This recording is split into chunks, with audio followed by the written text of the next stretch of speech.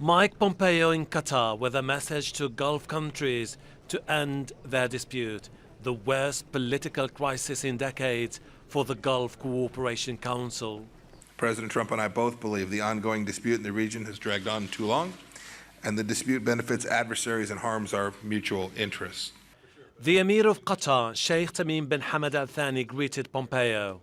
After discussions with Qatar's Foreign Minister, Sheikh Mohammed bin Abdul Rahman Al Thani, both countries say they are keen to consolidate trade and military cooperation. That includes expanding the largest US military base in the Middle East. Al Udeid, near the capital Doha, is home to the forward operating base of US Central Command. We've discussed all the issues of interest for our countries, regional issues starting with the Gulf Cooperation Council and the peace process in the Middle East, as well as the reconciliation in Afghanistan, as well as other issues such as Syria and counter-terrorism. Pompeo landed in Qatar from the United Arab Emirates after visiting Egypt and Bahrain. He's flying to Saudi Arabia, which have all imposed their 18-month-long air, land and sea blockade on Qatar.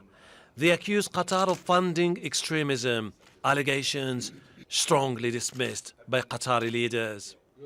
America's top diplomat has also visited Jordan and is due in Oman and Kuwait on his Middle East tour.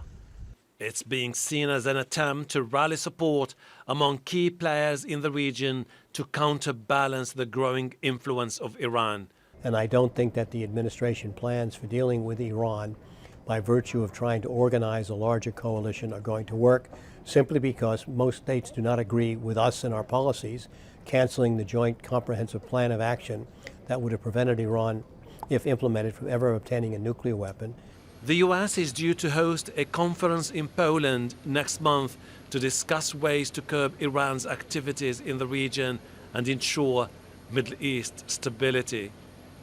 The US is keen on building a regional alliance to counter what it considers to be a growing Iranian influence in the Gulf, but that may be impossible as long as the diplomatic crisis in the GCC continues. Hashem Ahelbarra, Al Jazeera, Doha.